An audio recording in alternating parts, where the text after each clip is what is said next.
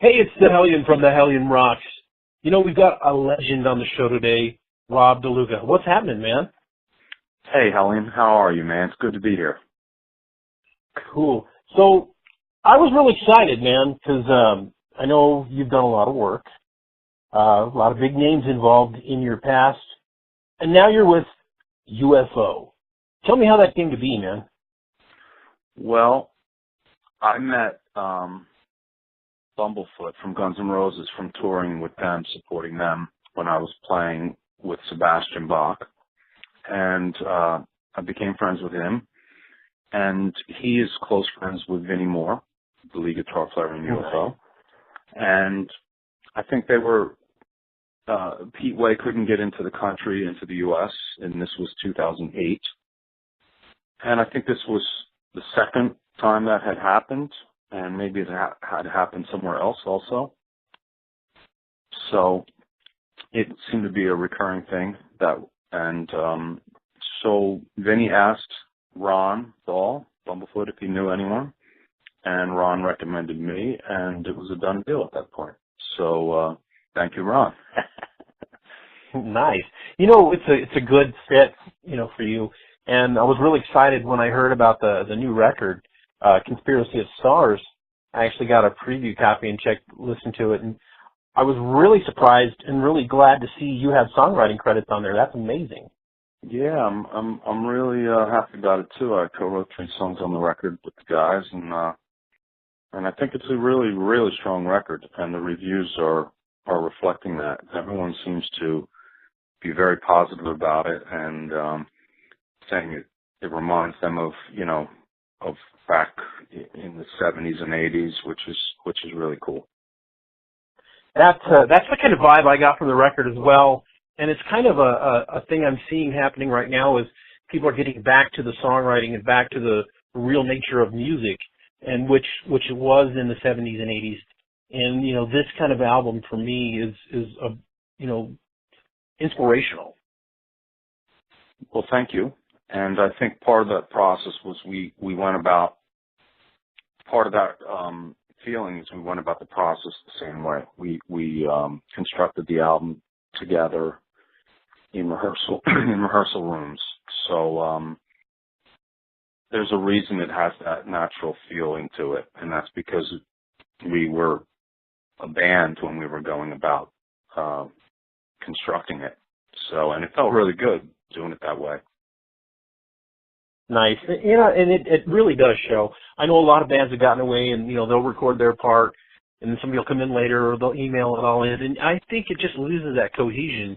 And you can honestly tell when a band gets together and writes and rehearses and records like that. And it's definitely showing on this new record. Thank you. I've done it both ways, and sometimes, you know, the file sharing way is the only way that it's possible. And in that case, I understand it, but when I can choose, this way is always more fun, and I feel it gets better results. I mean, because you gotta consider the medium. It's rock and roll. You know, rock and roll is something where people are musically communicating in a room or in a club or whatever. That's always been the template of what this art form is, you know. So the closer you can get to that, the more it's going to sound real, you know. Right. And, you know, it's like back in the day, I remember hanging out at the record stores, and that's how you got, it was word of mouth. That's how you picked up on new bands and checked things out was, you know, you ran into other people like-minded, and they would tell you what they're listening to, and you would tell them what you're listening to. And I think it led for more cohesion. Yeah, absolutely. I agree. Now, I miss the record stores. Yeah, me too, bro. Me too. One of the things I wanted to ask you is, did you find yourself when you're working with UFO going in your head going, wow, I'm working with UFO? I don't remember too many moments. Yeah, I guess yes, because I saw them as a kid, and they're definitely the only band that I played in that I went to see as a kid. So yeah, but at the same time, as you do this your whole life, you get more ready for these, to handle these situations that pop up. So yes and no, you know. But Yeah, I gotcha. it is really cool to be playing in a band that has, you know, legendary status. You know, that's really what you get into this for. What I got into this for, you know. And Nice. so yeah, it's amazing. And they're so cool Now, about it. They don't act like, you know, they don't act. right. They act like so normal, you know. It's great. That's good. Makes it a good fit. Are we going to be taking the new record on the road? What's the plans for touring? Yeah, we just finished Europe, and that was in like February and March, and now we are going to the UK on Tuesday, and we will be doing the UK in April and May. Nice. So, Any plans on hitting America? I'm hearing rumors that there will be American shows this year, but I haven't heard anything definite, so there's no point in talking about it. But I am hearing rumors. You know, there's talks like it could happen, so I hope it does. We'll keep our fingers crossed. You know, it'd be awesome to check that UFO out after all this time again. You know, one of the cool things about my show is I take listener questions, and I like to put in when a musician on musician. Mike Ariza, who played on Frank Cannon's Six String Soldiers album, sent me a question about legendary bands, you know, UFO being around a long time. What's your take on bands like that have 20-plus years in their history? Do you think they're going to stand the test of time? They're going to keep putting out new music, or not just specifically UFO, but you know, legendary bands? What's your take on that? Well, it's hard to give a blanket statement on you know, all bands, you know, because all bands are different.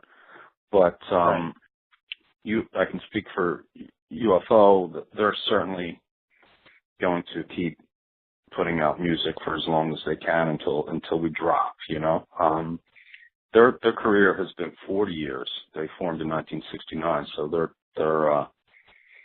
they've been, you know, 46 years. But anyway, I hope bands, you know, stay in it for the long run. I think in these economic times, they kind of need to, you know, like, they need to stay on the road and making records and touring. So, you know, it's great when the legendary bands keep putting out music. So I hope they do. Beautiful. You know, I grew up listening to UFO. You know, I'm a 60s baby myself, and you know, throughout the various incarnations of the band, and they've bands like that have definitely, you know, set the bar for things. And do you think that they've caused you to increase your style of playing, or did you just bring what you naturally brought to the band? Well, yeah, any gig you want to be as sharp as possible. So, like when I heard I was going to be playing with Vinnie Moore, I obviously worked really, really hard on just tightening up my everything, my technique, my skills, because, you know, he's one of the best. There's no doubt about that. So, you know, that's a definite. What do I bring to the band? I think solidity, as far as solidity musically and, you know, from a bass player point of view, and also as a person. You know, I like to be dependable and you always know what you're going to get with me, and no surprises. Right. I like that. So Very cool. I know you're primarily bassist playing with UFO, but did you bring any guitar influence or you know, I know you did some songwriting, but vocals, you know, how did that play in with you joining UFO? Well, no, I started playing with them in 2008, and I didn't start writing with them until 2014. So I don't think that had any bearing on me joining them. I think they just needed a solid bass player, who could do those dates when I first joined. But the fact that I do write and then they realized this and researched it certainly helped them, including me, in their writing. So. Very cool. Looking forward for Rob De Luca, are we going to be sticking in with the UFO camp, or do you still keep on going to be doing some side stuff, or what's your plan moving forward? Well, I'm definitely going to stay with UFO, and we're working hard promoting this record. The new record's called A Conspiracy of Stars, and we're working hard promoting that with a lot of live shows.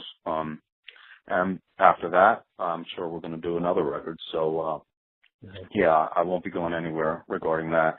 But I still, I tour with Sebastian Bach whenever I can, and I have my band Of Earth that I sing and play bass for in New York City. So I'm keeping very busy always.